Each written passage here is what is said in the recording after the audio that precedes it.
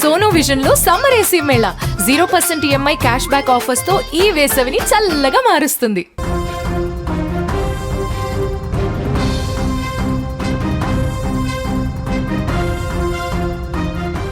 రైట్గా తమిళనాడు రాజకీయాల్లో కీలక పరిణామం చోటు చేసుకుంది. బల పరీక్షలో విజయం సాధించారు. విజయ్కు 114 మంది ఎమ్మెల్యేలు మద్దతు ఇచ్చారు. దీంతో మ్యాజిక్ ఫిగర్ కంటే 27 మంది అదనపు సభ్యుల మద్దతు లభించింది. ఇక విజయ్కు వామపక్షాలు పీసీకే పార్టీలు సంపూర్ణ మద్దతు ప్రకటించాయి. దీంతో తమిళనాడులో విజయ్ పార్టీ కొలువుదీరింది. ఇక దీనికి సంబంధించి మరింత సమాచారాన్ని మా బ్యూరో చీఫ్ విజయ్ అందిస్తారు. విజయ్ చెప్పండి, ఎన్నికల్లో 108 సీట్లు సాధించిన టీవీకే పార్టీకి 10 సీట్లు సాధించడానికి చాలా సమయమే పట్టింది. గవర్నర్ కూడా విజయ్ సీఎం ప్రమాణ స్వీకారానికి 2-3 సార్లు వాయిదా కూడా వేసుకున్నారు. అలాంటిది ఇప్పుడు మ్యాజిక్ ఫిగర్ కంటే 144 ఎమ్మెల్యేల మద్దతు లభించింది. సో విజయ్ అటు అన్నాడీఎంకే పార్టీ నుంచి కూడా 22 మంది ఎమ్మెల్యేల మద్దతు లభించినట్లు తెలుస్తోంది. సో ఇప్పుడు అన్నాడీఎంకే రెబెల్ ఎమ్మెల్యేలు ఎందుకు మద్దతు ఇచ్చినట్లు విజయ్?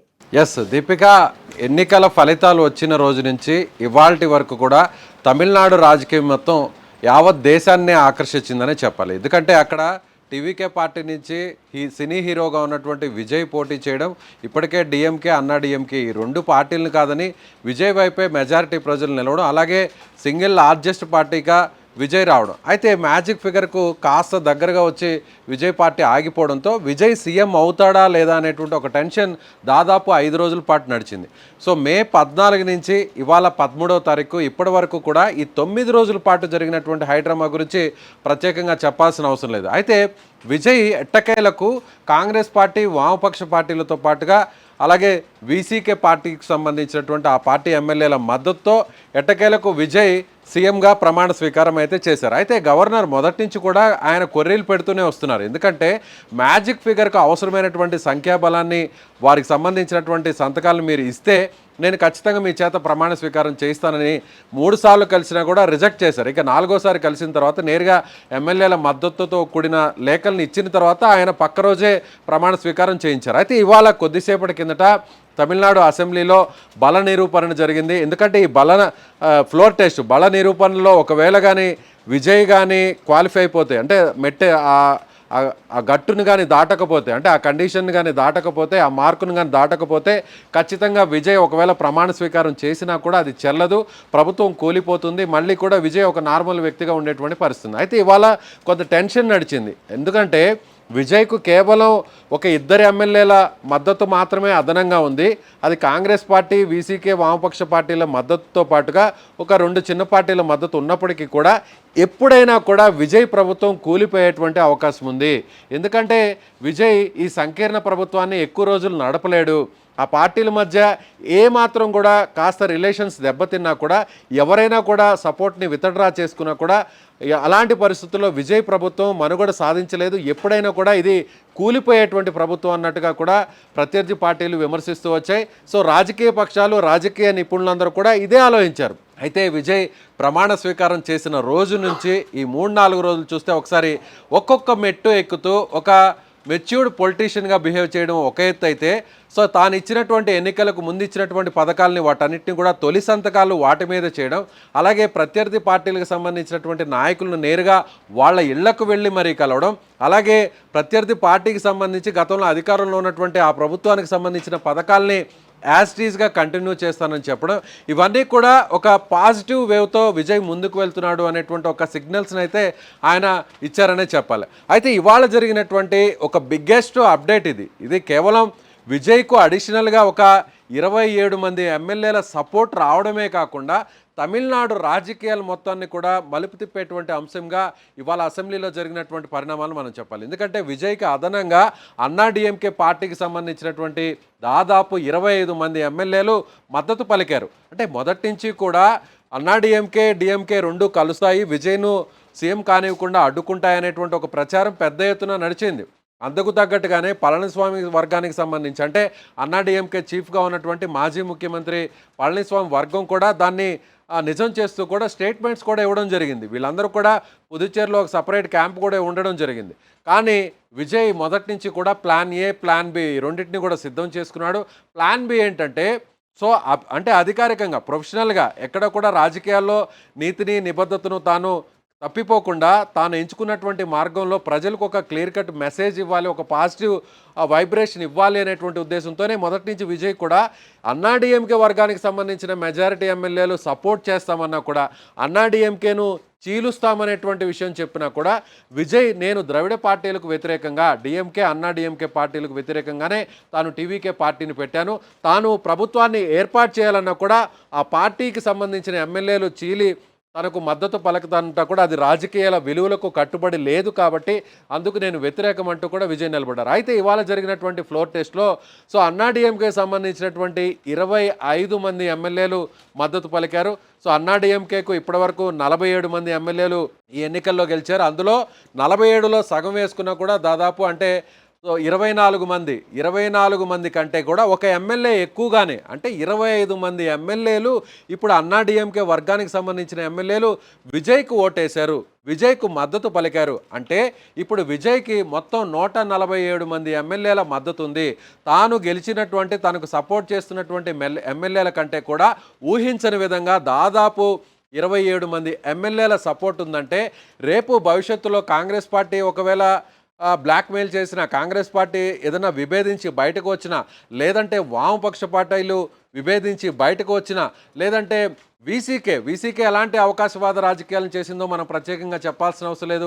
ముందుగా మద్దతు ఇస్తానని చెప్పింది, ఆ తర్వాత నేరుగా గవర్నర్ దగ్గరికి వెళ్లే సమయానికి లేఖను రిలీజ్ చేయకుండా యూటర్న్ తీసుకుంది. ఆ తర్వాత వామపక్షాలు కాంగ్రెస్ పార్టీ రంగంలో దిగి వీసీకేను నచ్చజెప్పడంతో చివరి నిమిషంలో వీసీకే కూడా ఓకే అని చెప్పడం జరిగింది. అందుకంటే ముందు డిప్యూటీ సీఎం పోస్టును కూడా డిమాండ్ చేసినటువంటి పరిస్థితి. అంటే ఇలాంటి పార్టీలన్నీ కూడా భవిష్యత్తులో విజయ్ సీఎంగా ఉన్నప్పటికీ, విజయ్ టీవీకే పార్టీ అధికారంలో ఉన్నప్పటికీ విజయ్కి సంబంధించినటువంటి ఆ పగ్గాలన్నీ కూడా ఈ పార్టీల చేతిలో ఉంటాయి.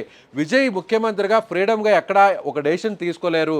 తాను ఇచ్చినటువంటి హామీలన్నింటినీ నెరవేర్చాలన్నా కూడా కాంగ్రెస్ పార్టీ, వామపక్షాలు, వీసీకే, ఐయుఎంఎల్, ముస్లిం లీగ్ వీళ్ళ సపోర్ట్ తీసుకొని అప్పుడు విజయ్ వెళ్ళాలంటే వాళ్ళు ప్రతి విషయంలో కూడా కొర్రీలు పెట్టేటువంటి అవకాశం ఉంది. కాబట్టి ప్రజలకు తాను ఇచ్చినటువంటి హామీలను కానీ లేదంటే సుపరిపాలన అందించడంలో కానీ విజయ్ సక్సెస్ కాలేడు. ఇది ఏ రోజైనా కూడా పడిపోయేటువంటి ప్రభుత్వం అనేది అందరూ కూడా ఊహించారు. కానీ అనూహ్యంగా తాను ముందుగానే సిద్ధం చేసుకున్నటువంటి, అంటే తాను సిద్ధం చేసుకోవడం దానికంటే కూడా అన్నాడీఎంకే మొదటి నుంచి కూడా విజయ్ నాయకత్వాన్ని సపోర్ట్ చేస్తుంది. మొదటి నుంచి కూడా ఎన్నికలకు ముందు కూడా అన్నాడీఎంకే విజయ్తో కలిసి పొత్తు పెట్టుకోవాలనుకునింది.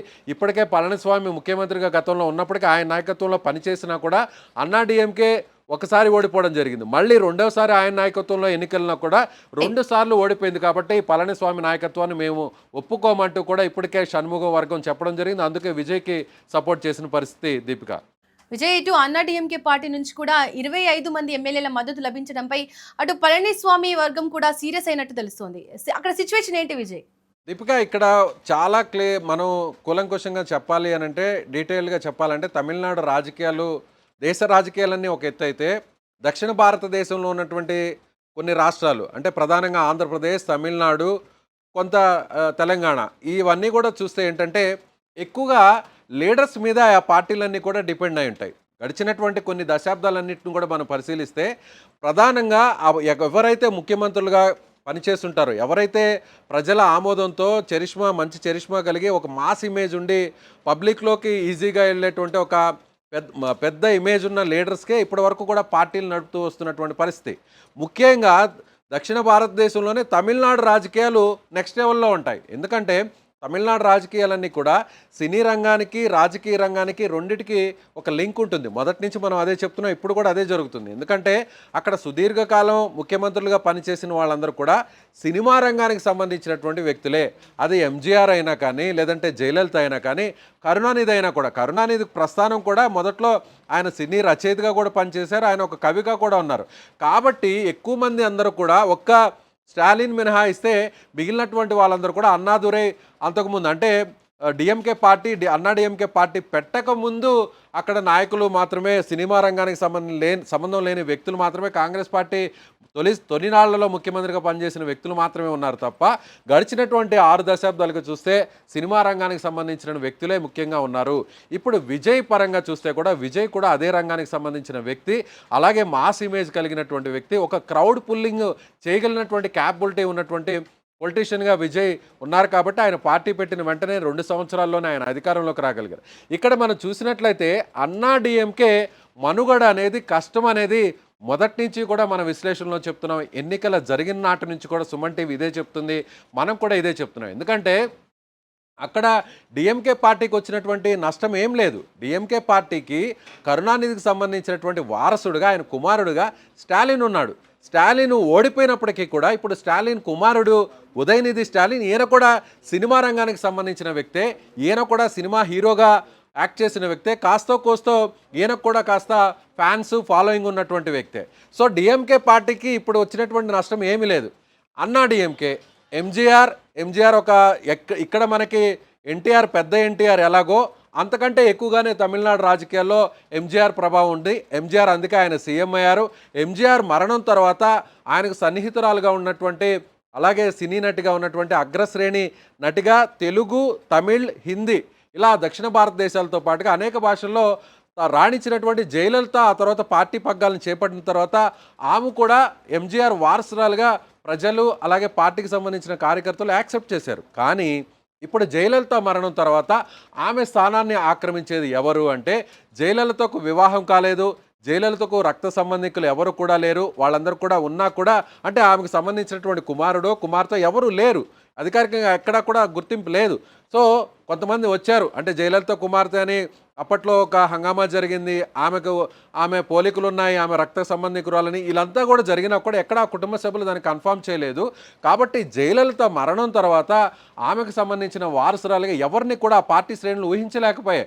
ఆ తర్వాత పళనిస్వామిని ఒకవేళ శశికళ అంటే జయలలితకు సన్నిహితురాలుగా ఉన్నటువంటి శశికళ సీఎం అవుతారు అనేటువంటి పరిస్థితి జరిగినా కూడా జయలలితతో పాటుగా శశికళకు కూడా కేసులో ఇరుక్కోవడం, ఆమెకు కూడా శిక్ష పడడంతో ఆమెను ప్రజలు యాక్సెప్ట్ చేసే పరిస్థితి లేదు. కేంద్రం కూడా అందుకు సిద్ధంగా లేక పూర్తిగా శశికళను పక్కన పెట్టేయడం జరిగింది. ఇప్పుడు శశికళకు అన్నా డిఎంకేకు ఎలాంటి సంబంధం లేకుండా అయిపోయింది. అందుకే పన్నీర్ సెల్వం కాకుండా అంటే గతంలో జయలలిత వారసుడుగా వచ్చినటువంటి పన్నీర్ సెల్వంను కాకుండా పళనిస్వామిని శశికళ ముఖ్యమంత్రిని చేసింది. శశికళను పూర్తిగా బీజేపీ పక్క తప్పేసింది. బీజేపీ అన్నా డిఎంకే రిమోట్ అంతా కూడా బీజేపీ చేతిలోనే నడిచింది 10 సంవత్సరాల పాటు. సో పళనిస్వామి మాత్రమే అక్కడ అన్నా డిఎంకేకి ఒక మెయిన్ ఫేస్గా మారాడు. కానీ ప్రజల్లో పళనిస్వామి ముఖ్యమంత్రిగా పనిచేసినా కానీ సినిమా రంగానికి సంబంధించిన వ్యక్తి కాదు, అలాగే జయలలిత వారసత్వాన్ని ఎవరు కూడా యాక్సెప్ట్ చేయలేదు. కాబట్టి గడిచిన ఎన్నికల్లో కూడా అన్నా డిఎంకే ఓడిపోవడం జరిగింది. అదేవిధంగా ఇప్పటి ఎన్నికల్లో కూడా అన్నా డిఎంకే ఓడిపోవడం జరిగింది. కాబట్టి అన్నా డిఎంకే మనుగడ సాధ్యం కాదనేది మనం మొదటి నుంచి చెప్తున్నాం. ఇప్పుడు అదే జరిగింది. అందుకే అన్నా డిఎంకేలో ఉన్నటువంటి మెజారిటీ ఎమ్మెల్యేలు ఇప్పుడు విజయ్ నాయకత్వాన్ని సపోర్ట్ చేశారు. రాబోయేటువంటి రోజుల్లో కూడా అన్నా డిఎంకే పార్టీ మనుగడ సాధించడం అనేది అంత ఈజీ కాదు అనేది ఖచ్చితంగా చెప్పవచ్చు దీపిక. అన్నా డిఎంకే పార్టీ మనుగడ సాధించడం కష్టం కాబట్టే ఈ అన్నా డిఎంకే ఎమ్మెల్యేలు విజయ్కి మద్దతు ఇచ్చారని అనుకోవచ్చా? ఖచ్చితంగా. ఎందుకంటే పళనిస్వామి నాయకత్వాన్ని మెజారిటీ పర్సన్స్ అప్పుడు ఒప్పుకోలేదు ముఖ్యమంత్రి చేయడానికి. ఎందుకంటే అప్పుడు శశికళ రంగంలో దిగింది. కాస్తో కోస్తో జయలలిత తర్వాత శశికళే పార్టీకి సంబంధించిన నెంబర్ 2గా వ్యవహరించారు. అప్పట్లో ఇదే విధంగా క్యాంపు నిర్వహించి పన్నీర్ సెల్వంను కాకుండా పళనిస్వామిని ముఖ్యమంత్రి చేసినటువంటి శశికళ. సో శశికళను కూడా పూర్తిగా పక్కన పెట్టేయడం జరిగింది. ఇప్పుడు పళనిస్వామి పూర్తిగా బీజేపీతో ఒక మంచి సంబంధాలు మెయింటైన్ చేస్తూ బీజేపీ కేంద్రంలో అధికారంలో ఉంది కాబట్టి బీజేపీ చెప్పినట్టుగానే వింటూ వచ్చాడు. కాబట్టి అది చాలామంది పార్టీ నాయకులకు నచ్చలేదు. అలాగే పళనిస్వామి కూడా తమతో పాటే ఒక నార్మల్ పొలిటీషియన్ సీనియర్గా ఉన్నప్పటికీ మంత్రిగా జయలలిత వర్గంలో పనిచేసినప్పటికీ కూడా ఆయనకు మాకు ఉన్నటువంటి డిఫరెన్స్ ఏంటి, ఈయన కూడా మాలాగే ఒక పొలిటికల్ కెరీర్ ఉన్నటువంటి వ్యక్తిగానే చూశారు తప్ప ఒక మాస్ ఇమేజ్ ఉన్నటువంటి లీడర్గాను లేదంటే సినిమా రంగానికి సంబంధించినటువంటి ఒక పెద్ద చరిష్మా ఉన్నటువంటి లీడర్గాను అలాగే పబ్లిక్లో కూడా ఒక క్రౌడ్ పుల్లింగ్ చేయగలిగినటువంటి ఒక మాస్ లీడర్గాను ఎవరు కూడా ఆ పార్టీ ఎమ్మెల్యేలు ఎవరు కూడా యాక్సెప్ట్ చేయలేదు. కేవలం ఒకే ఒక విషయంతో ఇన్ని రోజులు కూడా పళనిస్వామి నాయకత్వాన్ని ఒప్పుకోవడానికి మెయిన్ రీజన్ ఏంటంటే పళనిస్వామి పార్టీకి సంబంధించిన జనరల్ సెక్రటరీగా చీఫ్గా ఉన్నప్పటికీ కూడా బీజేపీ డైరెక్షన్స్ ఉన్నాయి, బీజేపీ బ్లెస్సింగ్స్ ఉన్నాయి, బీజేపీ పైన కేంద్రంలో అధికారంలో ఉంది. కాబట్టి ఎందుకు పళనిస్వామిని మనం వ్యతిరేకించడం ఇప్పటికిప్పుడు తెలుసో తెలియకో ఎందుకు మనం ఈ వ్యవహారాన్ని ఇబ్బంది పెట్టేట్టుకునేటువంటి ప్రయత్నం చేసుకోవడం అనేటువంటి ఒక ఏకైక ఉద్దేశంతోనే అన్నాడీఎంకే పార్టీలో ఉన్న చాలామంది నాయకులు ఎమ్మెల్యేలు ఇష్టం ఉన్నా లేకపోయినా కూడా ఆ పార్టీలో కొనసాగారు. వాళ్ళందరికీ ఇప్పుడు విజయ్ ఒక ఆప్షన్గా మారాడు. వాళ్ళందరూ కూడా ఇప్పుడు విజయే ఒక నెక్స్ట్ ఆప్షన్గా మారినటువంటి పరిస్థితి. ఎందుకంటే ఇప్పుడు అన్నాడీఎంకే మనుగడ సాధించలేకపోతే ఆటోమేటిక్గా ఆ పార్టీకి సంబంధించినటువంటి నాయకత్వం అంతా కూడా ఇప్పుడు విజయ్ వైపు మళ్ళేటువంటి అవకాశం ఉంది. అది ప్రీవియస్ వీడియోస్లో కూడా అనాలిసిస్లో కూడా మనం సుమన్ టీవీలో చెప్పడం జరిగింది.